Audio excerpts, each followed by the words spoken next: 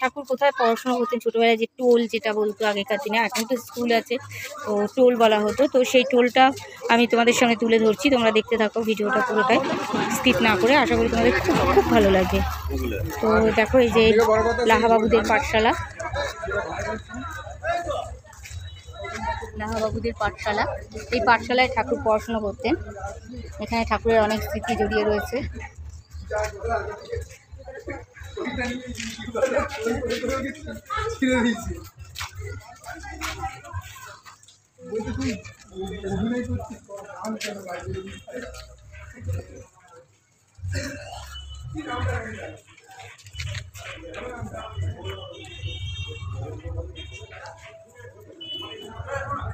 টোলের কিছুটা অংশ ঢুকেও যেন শান্তি পেলাম। এখানে ঠাকুরের এই মাটিতে ঠাকুরের পায়ের স্পর্শ আছে।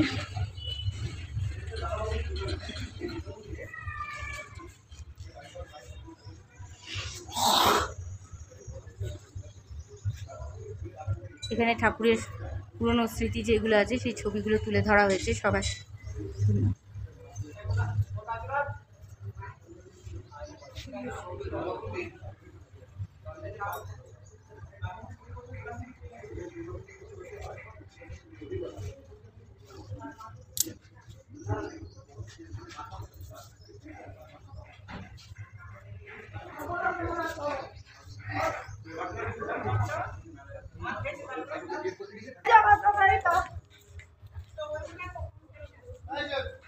বারোশো 57 সালে এই মন্দির স্থাপিত হয়।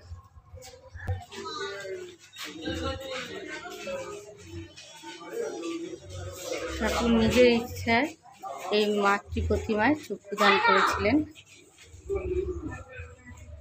এখনো প্রতি বছর দুর্গা পুজো হয় এখানে।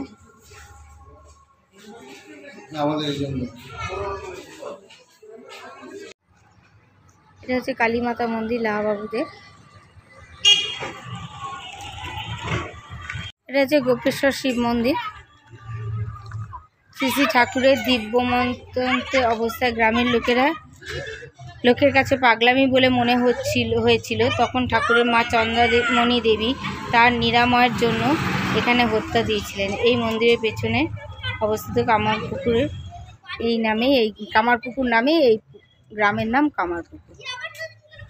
ঠাকুরকে যখন সবাই পাগল বলেছিল, হ্যাঁ, সেই সময় তার মা এখানে এসে হত্যা দিয়েছিলেন, যে ঠাকুরকে যেন কেউ আর এরকম কিছু করে না, বা ঠাকুরের মতি ফিরুক, এটাই জন্য। শ্রী ধনী কামারিনী ছিলেন ঠাকুরের ভিক্ষামাতা ও চন্দ্রমণি দেবীর খুবই ঘনিষ্ঠ। ঠাকুর ঢেকিশালে জন্মগ্রহণ করেছিলেন। সেই সময় ঠাকুর যখন ধান সিদ্ধ করা উনানের মধ্যে চলে গিয়েছিলেন, ধনী কামারিনী তার মধ্যে থেকে তাকে প্রথম স্পর্শ করেন এবং সেই সৌভাগ্যটা লাভ করেছিলেন ঠাকুরকে স্পর্শ করার। সেই ধনী কামারিনীর এইকে ঠাকুর ভিক্ষামা বলেছিলেন। তারই জমির ওপরে, এই বাস্তুবাড়ির ওপরেই এই মন্দিরটা স্থাপন করা হয়েছে। এই হচ্ছে কামারপুকুর, এই ঘাটে ঠাকুর স্নান করতেন। এই পুকুরের নামেই হয়েছে এই গ্রামের নাম কামারপুকুর। তো চলো, এখানকার যতটা পারলাম তুলে ধরলাম তোমাদের সামনে। আশা করি পুরো ভিডিওটা তোমাদের ভালো লেগেছে। তো আমরা এখন গেস্ট হাউসে ফিরে যাব। কাকিমার তো ঠিক মুডটা ভালো দেখছি না, আমি কেন জানি না, শরীরটা ভালো নেই বলেই কাকিমার মুডটা অফ। পায়ে ব্যথাও শুরু হয়ে গেছে কাকিমার। কামারপুকুর গ্রামে ঠাকুরের স্মৃতিতে পরিপূর্ণ। তো আমি যতটুকু পেরেছি তোমাদের সামনে তুলে ধরেছি। তো আজকের ভিডিওটা এই অবধি। দেখা হচ্ছে জয়রামবাটিতে।